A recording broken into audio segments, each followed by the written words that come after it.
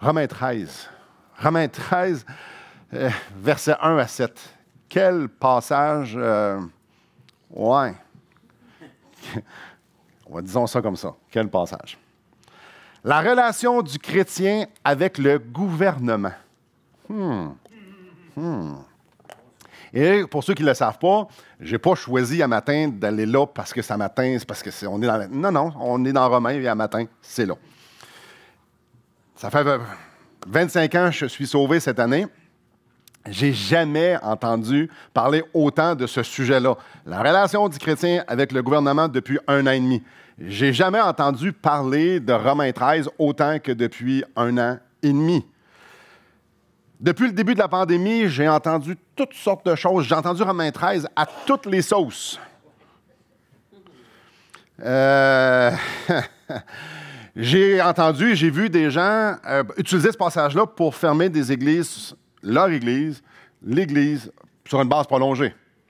J'ai entendu des gens parler, à partir de ce passage-là, dire que ne pas se faire vacciner, c'est péché. J'ai entendu à partir de ce passage-là qu'il y avait des gens dans certaines églises, évidemment pas ici, dans certaines églises qui se sont fait mettre en discipline parce qu'ils remettaient en question les mesures sanitaires. Donc, ils remettent en question les mesures sanitaires, puis ils se font mettre en discipline, et c'est Romains 13 qui est utilisé. Mais j'ai aussi entendu beaucoup de chrétiens rejeter complètement ce que le passage dit. Donc, se révolter contre le gouvernement, contrevenir à des lois sans honte, discréditer le gouvernement sur des bases, sur des vidéos ou sur quelconque écrit qu'on peut trouver sur Internet. Bref, la relation du chrétien avec le gouvernement, c'est pas mal d'actualité.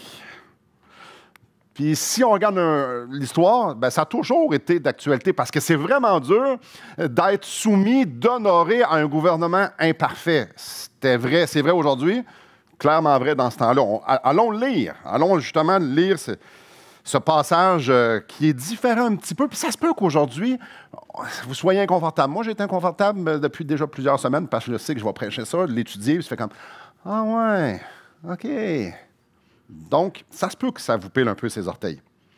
Que toute personne soit soumise aux autorités supérieures, car il n'y en a point d'autorités qui ne viennent de Dieu. Et les autorités qui existent ont été instituées de Dieu. C'est pourquoi celui qui s'oppose à l'autorité résiste à l'ordre que Dieu a établi. Et ceux qui résistent attireront une condamnation sur eux-mêmes. Ce n'est pas pour une mauvaise action, c'est pour une mauvaise que les magistrats sont à redouter. Veux-tu ne pas craindre l'autorité? Fais le bien. Et tu auras son approbation. Le magistrat est serviteur de Dieu pour ton bien. Mais si tu fais le mal, crains, car ce n'est pas en vain qu'il porte l'épée, étant serviteur de Dieu pour exercer la vengeance et punir celui qui fait le mal. Il est donc nécessaire d'être soumis, non seulement par crainte de la punition, mais encore par motif de conscience. C'est aussi pour cela que vous payez les impôts, car les magistrats sont des ministres de Dieu entièrement appliqués à cette fonction. Rendez à tous, ce qui leur est dû. L'impôt à qui vous devez l'impôt, le tribut à qui vous devez le tribut, la crainte à qui vous devez la crainte, l'honneur à qui vous devez l'honneur. Le commentateur Thomas Schreiner, pas que vous le connaissez, fait un lien direct entre Romains 13 et Romains 12, verset 1. Et, avec raison, c'est dans le contexte.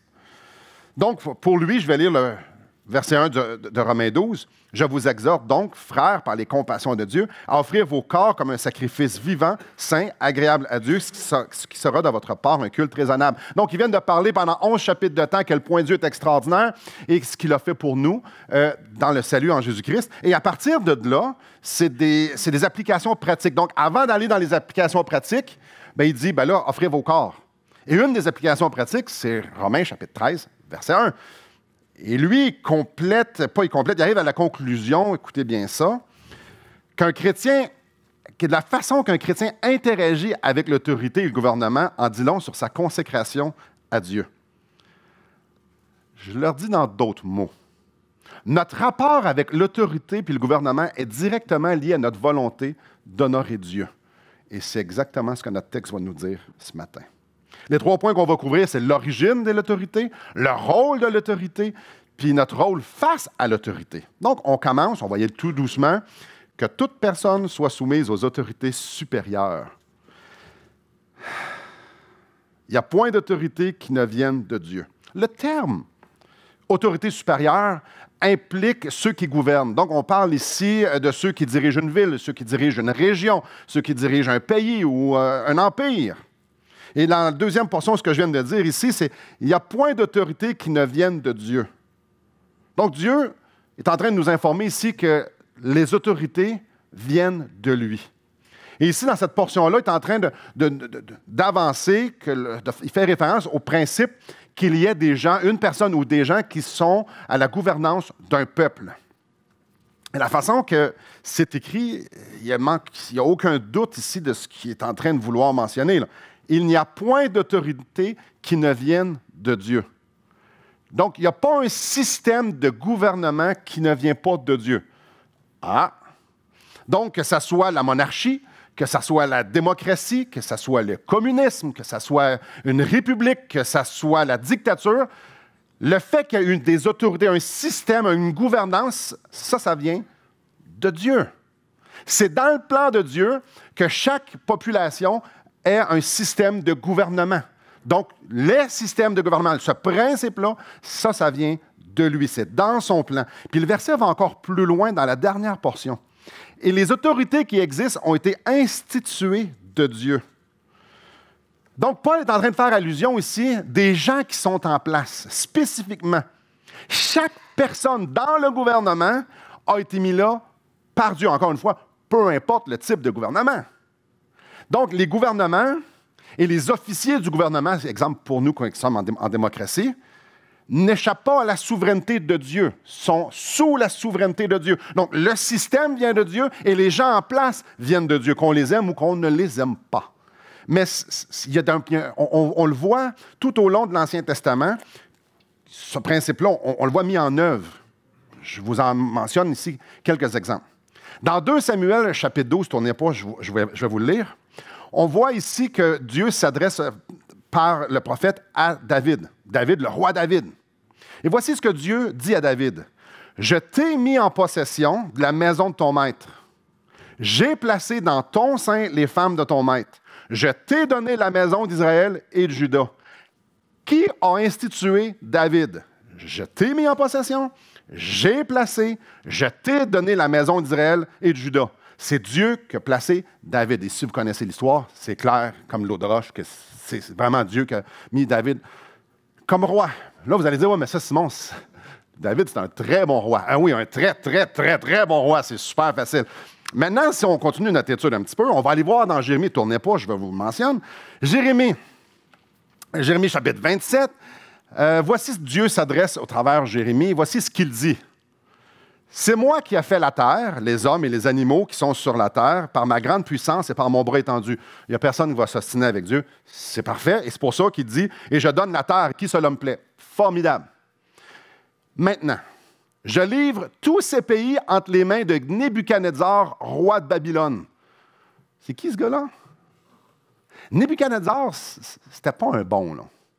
Le roi de Babylone, là, lui, c'était non seulement un païen, ennemi de Dieu, que c'était non seulement une personne dépravée, son règne, c'était pas bon, là. C'était vraiment pas bon. C'est lui qui a amené en captivité une partie d'Israël. C'était pas bon. Mais Dieu, qu'est-ce qu'il vient de dire? Je livre tous ces pays entre les mains de Nebuchadnezzar, roi de Babylone.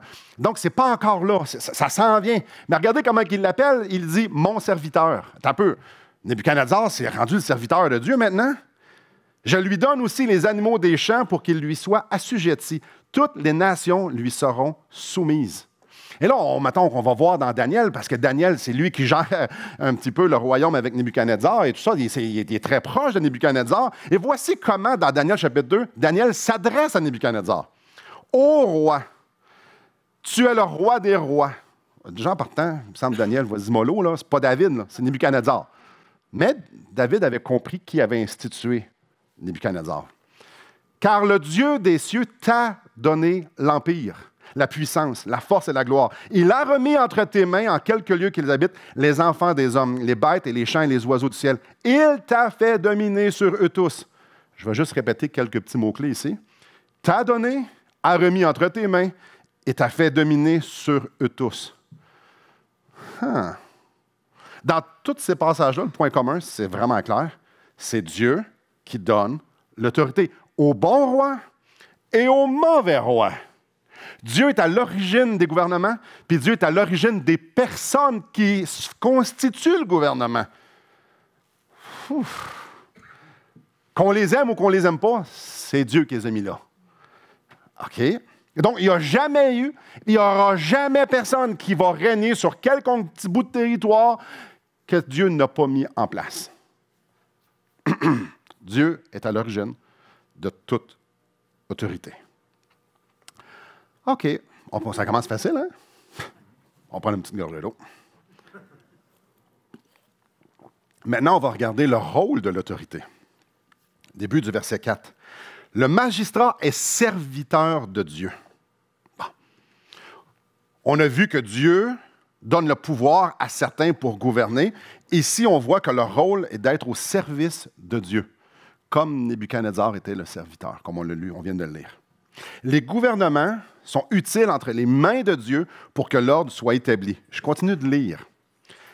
Je vais juste relire du début. Le magistrat est serviteur de Dieu pour ton bien, mais si tu fais le mal, crains, car ce n'est pas en vain qu'il porte l'épée, étant serviteur de Dieu pour exercer la vengeance et punir celui qui fait le mal. Quand le mal est fait, le gouvernement est l'agent entre les mains de Dieu pour exercer vengeance et punition. Bref, appliquer la justice. Et ça, c'est la même règle pour tout le monde. Là, premièrement, Paul écrit à des chrétiens à Rome. Donc, il est en train d'enseigner les Romains à Rome. Les chrétiens ne sont pas exclus du principe qui est établi ici. Lisons le verset 2. C'est pourquoi celui qui s'oppose à l'autorité résiste à l'ordre que Dieu a établi, et ceux qui résistent attireront une condamnation sur eux. C'est simple. Si tu résistes aux lois qui sont devant toi, tu t'exposes à une condamnation. Ici, les commentateurs sont pas mal tous d'accord pour dire que ça ne parle pas de la destinée éternelle, mais bien que si tu vas trop vite, si tu roules à 150 sur l'autoroute, tu t'exposes à un ticket, donc à une rétribution, à une punition, à un jugement, là, selon ce que tu as fait. Donc, Dieu a donné au gouvernement l'autorité d'appliquer la justice. À tout le monde, chrétien ou non. Mais comme on a pu voir au début du verset 4, le magistrat est serviteur de Dieu pour ton bien. Le gouvernement est aussi là pour notre bien. Étant serviteur de Dieu, le gouvernement est responsable de nous offrir un environnement propice à notre marche avec Dieu. Le gouvernement est aussi mandaté pour approuver le bien et en faire la promotion, l'encourager. Regardez au début du verset 3. Ce n'est pas pour une mauvaise action, c'est pour, à la fin du verset 3. Fais le bien et tu auras son approbation. Donc, le gouvernement est là aussi pour dire ça, c'est bien, j'en fais la promotion, je t'encourage, je t'approuve là-dedans. Donc, le gouvernement n'est pas juste là pour punir, pour appliquer la justice, il est aussi là pour dire voici ce qui est bien et on va mettre le bien de l'avant.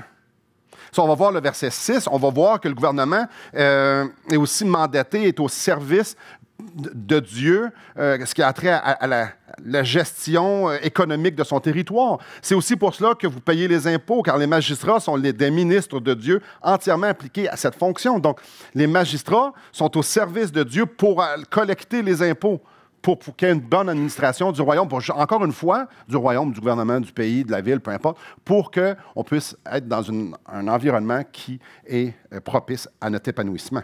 En résumé, c'est le rôle du gouvernement de faire du bien aux bons citoyens et d'appliquer la justice à ceux qui transgressent la loi et d'utiliser tous les moyens nécessaires pour qu'il y ait un bon fonctionnement dans le territoire et qu'on puisse avoir un environnement propice à notre épanouissement. La raison est fort simple pourquoi il y a des gouvernements, c'est parce que Dieu ne veut pas qu'il y ait le chaos. Il veut que l'ordre règne. Parfait, ça c'est le rôle du gouvernement.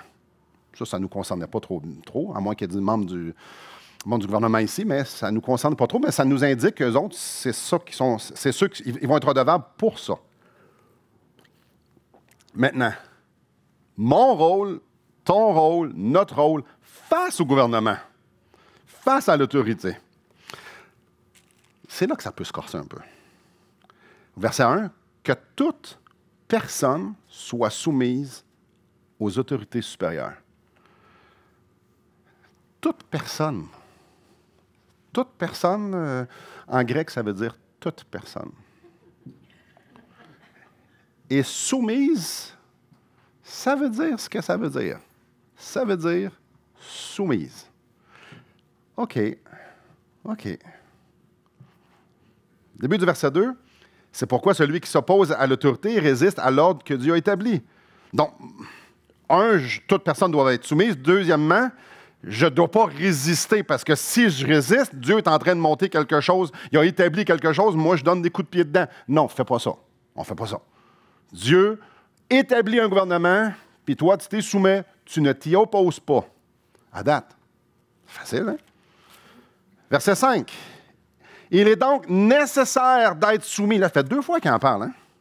Verset 1, puis ici au verset 5. Il est donc nécessaire, j'aime le mot nécessaire, d'être soumis.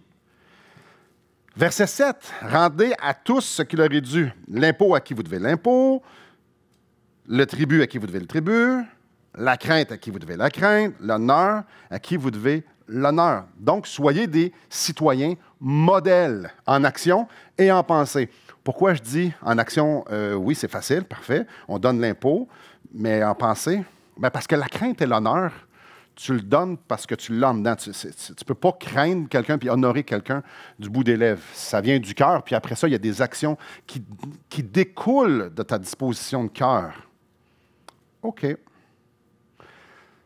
On l'a lu déjà plusieurs fois. Vous remarquez qu'il n'y a aucune mention de conditionnel. Il n'y a pas de conditionnel là-dedans. Il n'y a pas de mention que je dois faire ça si le gouvernement est bon. En fait, c'est plutôt, et ça revient 2 fois, soumission très claire. Il est donc nécessaire. Puis juste pour se remettre un peu dans le bain, parce que souvent, on est dans le temps, aujourd'hui, on est dans nos souliers, c'est normal, c'est là qu'on vit. Puis on a de la misère à mettre en contexte dans une autre époque. Et des fois, on peut lire ça, puis on l'applique premièrement à notre contexte. Un instant. Je nous rappelle qu'il y a 20 ans, quand les Romains ont reçu ça, 20 ans auparavant, Jésus a été crucifié par les autorités. Donc, eux, c'est très frais. Eux autres, ils viennent de se faire présenter l'Évangile. Et l'Évangile, c'est quelqu'un qui vient d'être crucifié il y a 20 ans. Quand les Romains ont reçu cette lettre-là, les autorités ont déjà fait plusieurs vagues de persécution. On voit ça dans Actes. Donc, c'est à peu près 25 ans après la crucifixion, environ 56 après Jésus-Christ que le livre a été écrit, il y a déjà eu plusieurs persécutions. Donc, ils sont au courant de comment que ça se passe, des meurtres. Ils sont au courant de comment ça se passe, les prisons. Ils sont au courant. Ils savent ce que c'est que d'avoir des gens au-dessus d'eux autres qui ne sont pas très bons. Non seulement ça, peut-être vous ne le savez pas, mais l'empereur qui était là en place pendant qu'ils ont reçu cette lettre-là, quand Paul écrit la lettre et quand eux autres ont reçu la lettre, l'empereur qui était là, c'était Néron. Et peut-être vous dites, Néron. Ben, Néron, c'était pas un doux. Voici ce que l'historien romain, pas chrétien, voici ce que l'historien romain a écrit à propos de la disposition de Néron face aux chrétiens, ou qu'est-ce que les chrétiens ont vécu.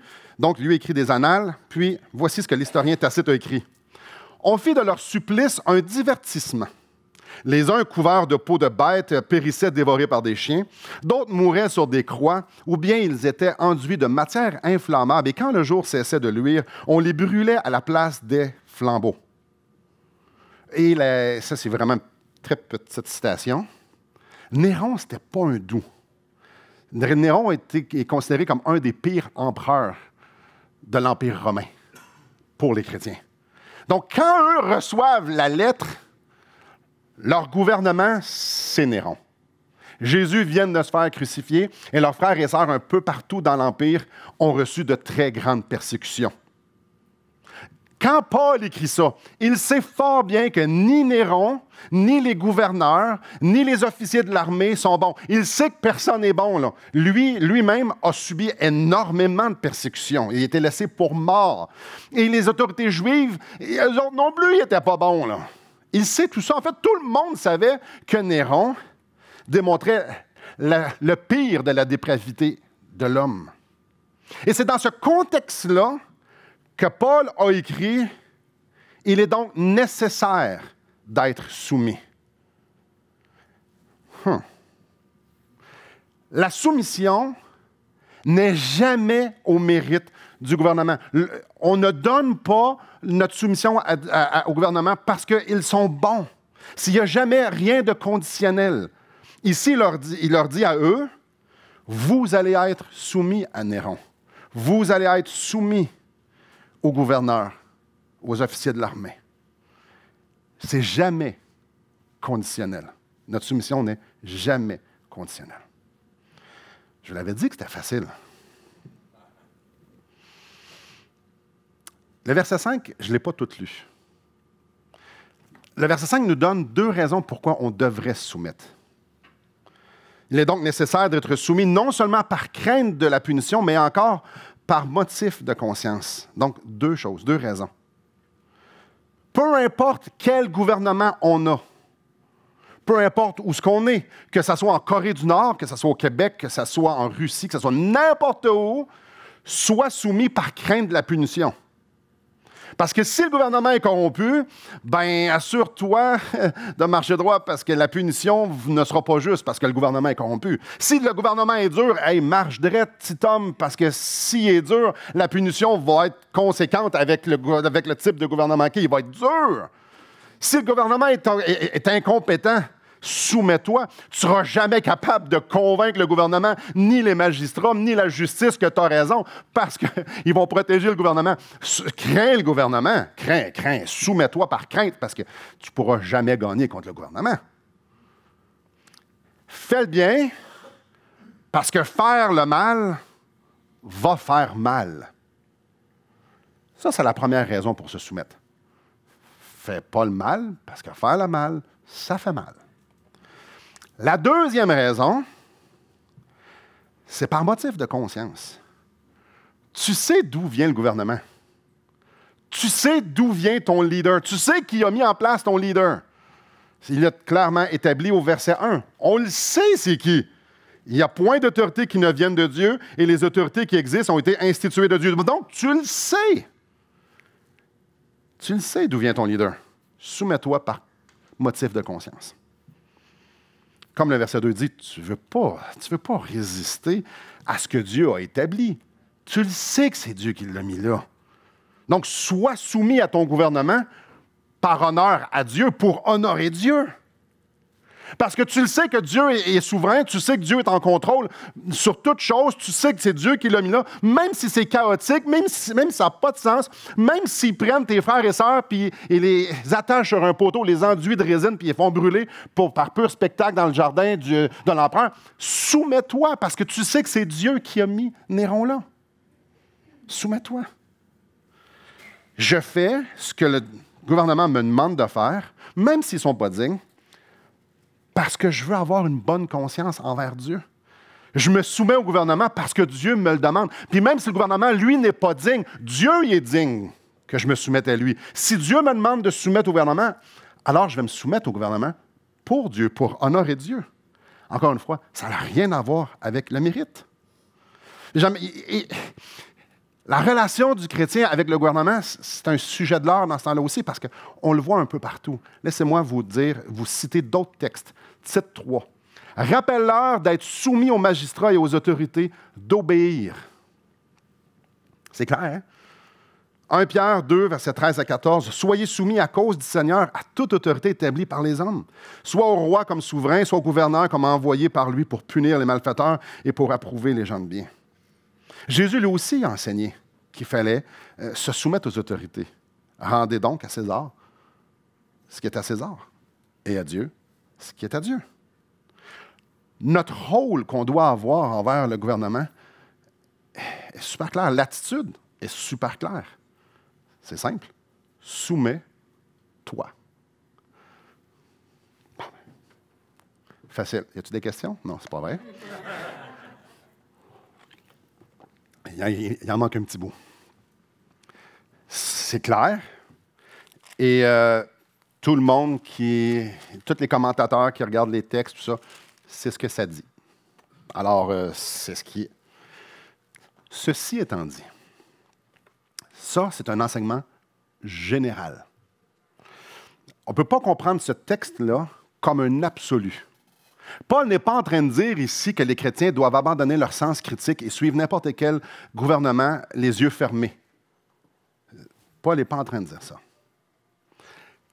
Qu'est-ce qu'on fait quand le gouvernement nous demande de faire des choses contre la volonté de Dieu? Est-ce qu'on suit le gouvernement?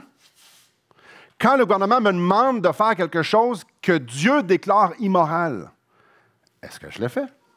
Est-ce que, par soumission au gouvernement, je devrais me soumettre à des choses que Dieu me dit clairement, ne fais pas ça ou fais ceci? Ben, c'est clair, vous allez le voir. Quand le gouvernement nous demande quelque chose qui va à l'encontre de la volonté de Dieu, on se soumet à Dieu. J'ai des exemples pour vous, assez clairs.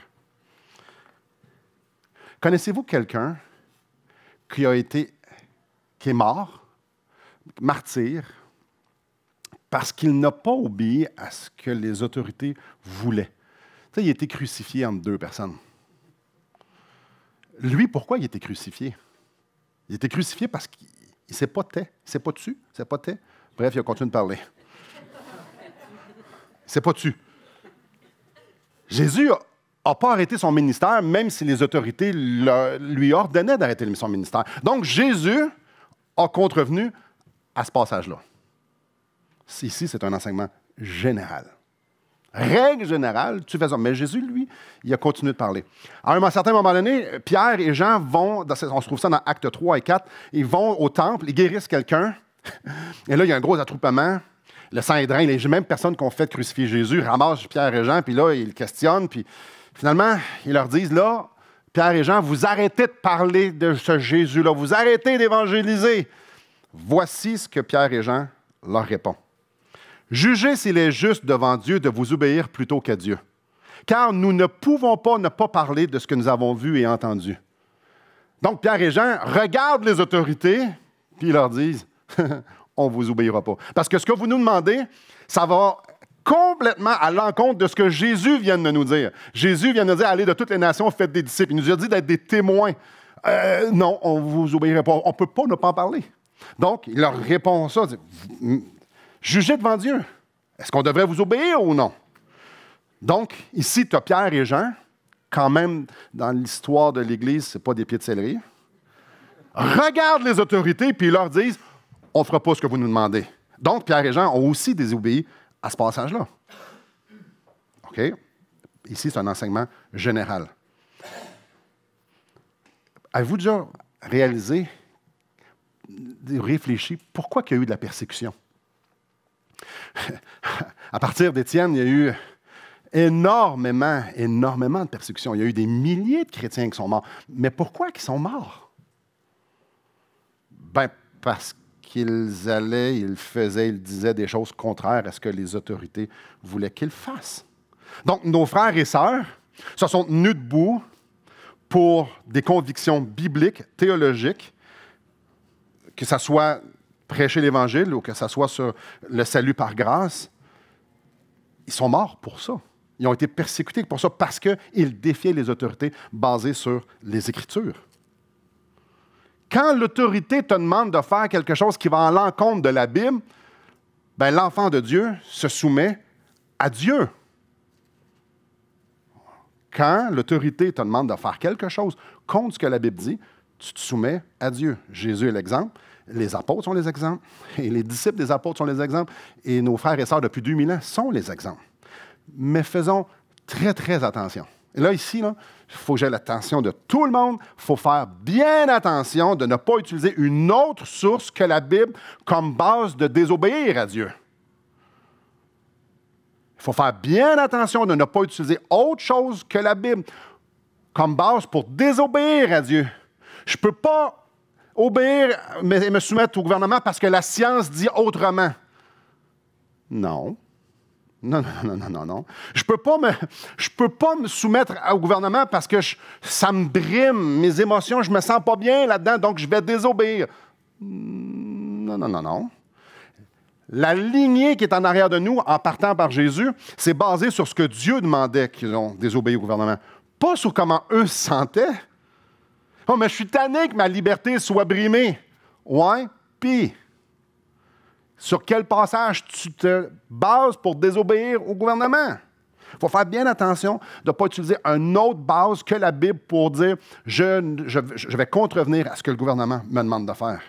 Si tu ne te soumets pas au gouvernement, il faut être convaincu sur les Écritures que ce que je suis en train de lire, c'est vraiment clair. Et le gouvernement me demande de faire quelque chose qui contredit complètement ce que Dieu me demande. Parce que si ce n'est pas clair, c'est vraiment clair ce que Dieu dit de se soumettre au gouvernement. Ça, c'est clair.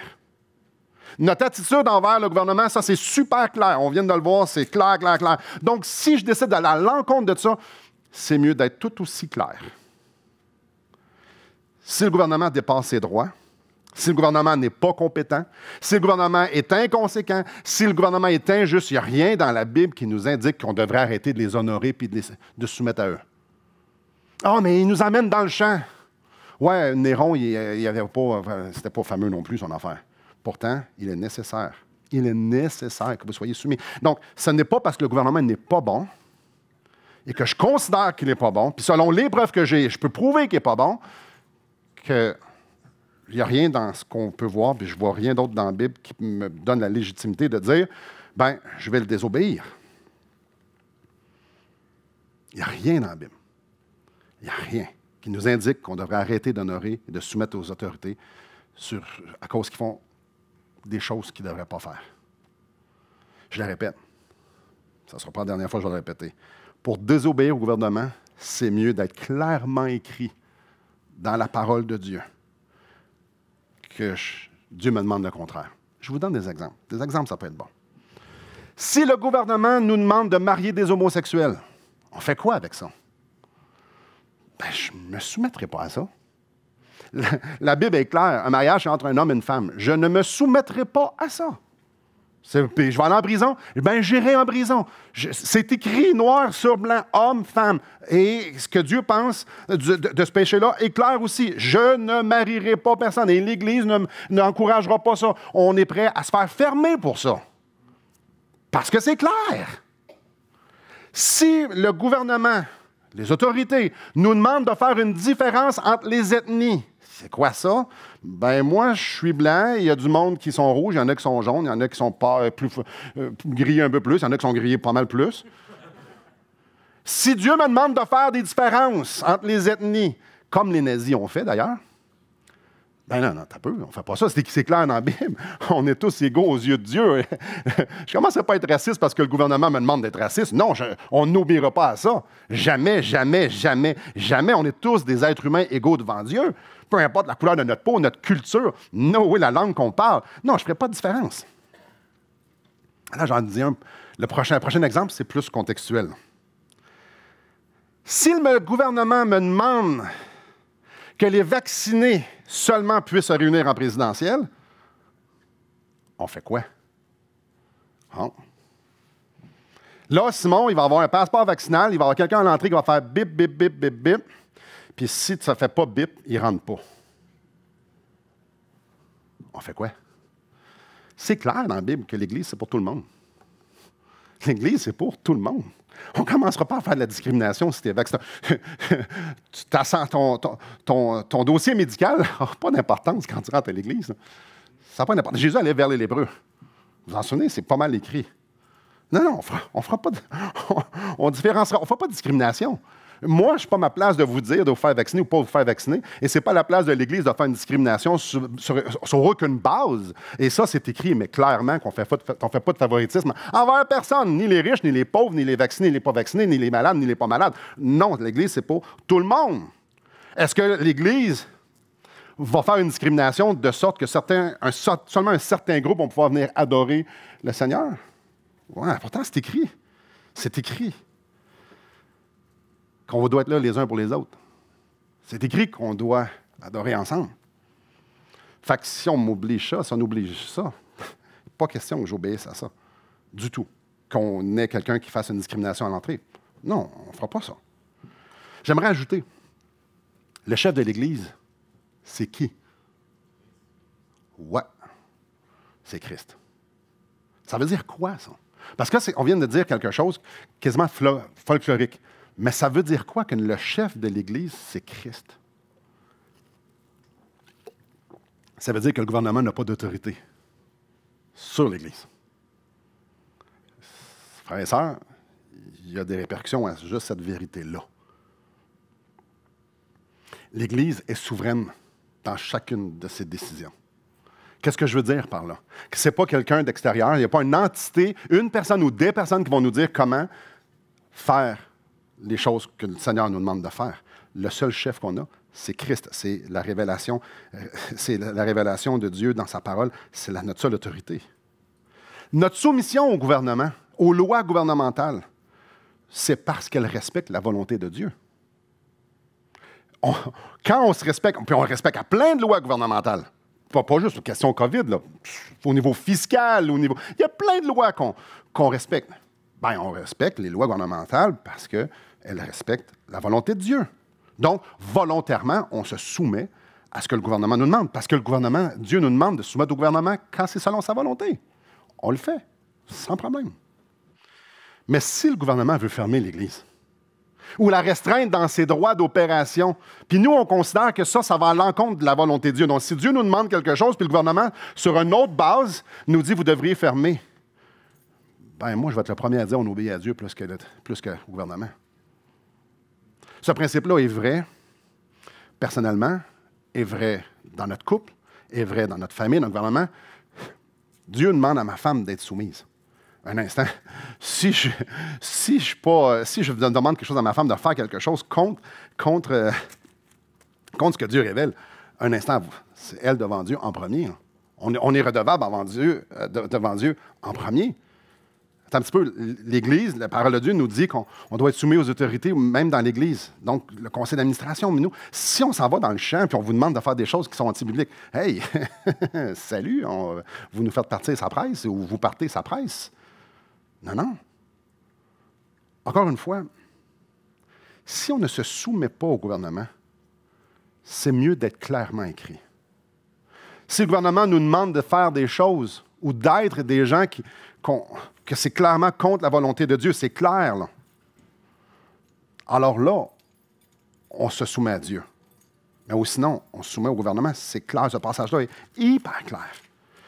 Tout en dedans de nous devrait vouloir se soumettre au gouvernement. Tout en dedans de nous devrait vouloir avoir cette attitude de vouloir honorer, de craindre ceux et celles que Dieu a mis en place pour nous gouverner.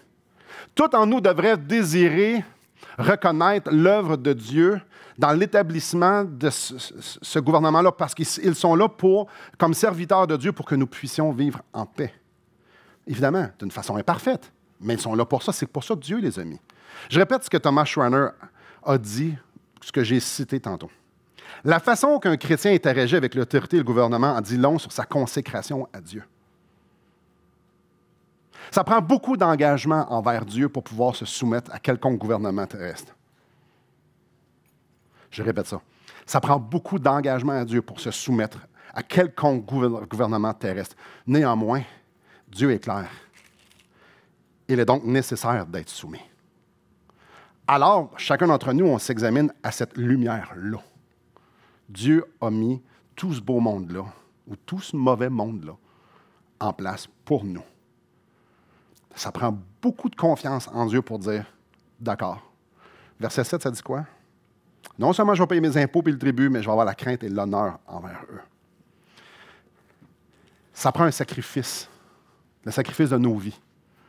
Parce que souvent, comme eux, les Romains et nos frères qui ont vécu avant nous, ils en ont payé de leur vie d'être soumis.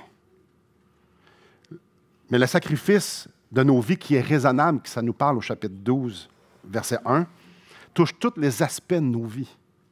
Dieu ne veut pas juste produire sa vie là où ça nous plaît. Ah, je ne suis pas assez patient. Seigneur, viens changer ma vie. Clairement qu'il veut venir changer ta vie là-dedans.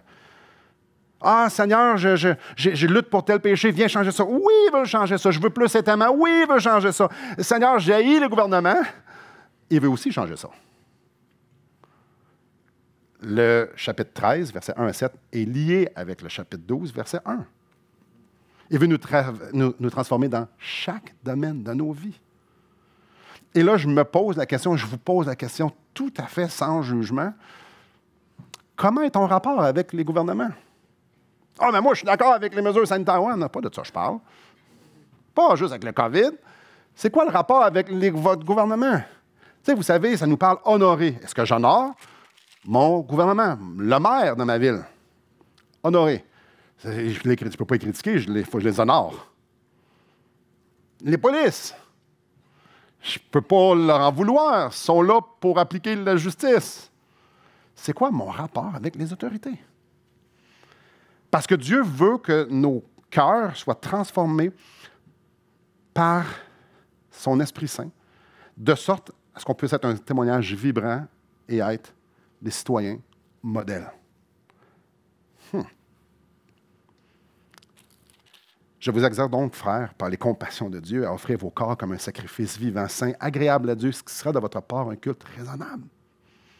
Simon, quand tu t'abandonnes, quand tu dis, Seigneur, prends ma vie, tout ce qui aurait part avec les gouvernements et les autorités et la justice, je veux que tu me donnes ça aussi parce que je veux le transformer, je veux que tu aies un cœur soumis, puis je vais le produire en dedans de toi. Notre rapport avec l'autorité puis le gouvernement est directement lié à notre volonté d'honorer Dieu. Parce qu'il ne faut jamais oublier que Dieu nous demande ça. Alors, je ne le fais pas par condition, je le fais parce que j'aime Dieu. Puis tu me le demandes, puis je te fais confiance. Et je suis conscient ce matin que si vous êtes visiteur pour la première fois, c'est vraiment un drôle de message. Là, je visite l'Église baptiste de Charlesbourg, puis il parle de respecter le gouvernement. Ça fait juste nous montrer à quel point l'Évangile touche toutes les parcelles de nos vies. Et ce qui est intéressant de prendre un livre comme Romains, de prendre tous les livres et d'y aller, tu tombes sur des sujets que tu exposes, que normalement, tu ne choisirais pas nécessairement d'exposer. Comme celui cette semaine, comme celui de la semaine passée. Et l'autre de la semaine prochaine aussi. La semaine prochaine, vous savez ce que ça va être? Moi, je ne sais pas, ce n'est pas moi qui prêche. Mais l'autre semaine d'après, c'est moi. On va commencer au verset 8. Parce que la parole de Dieu, Dieu nous parle. Puis souvent, on va juste choisir. On va choisir ce qu'on veut entendre, puis ce qu'on veut écouter. Et c'est extraordinaire de pouvoir juste passer au travers de ce livre merveilleux-là qui est Romain, puis dire, attends un petit peu, là, tu veux, je m'examine sur mon rapport avec les gouvernements, parce que ça va démontrer ma volonté de vouloir t'honorer. C'est un bon jauge ce matin, dans notre cœur. Puis chacun d'entre nous, on va s'avancer devant la table du Seigneur. Et je nous invite c'est propice. Parce que Jésus, c'est lui qui nous demande, mais dis, moi, j'ai subi la plus grande injustice qui soit. Moi, parfait, je suis venu mourir pour toi. Et c'est ça la table du Seigneur, c'est de se rappeler, c'est un mémorial, de se rappeler qui est Jésus et ce qu'il est venu faire. Jésus est venu se soumettre aux lois humaines pendant 33 ans.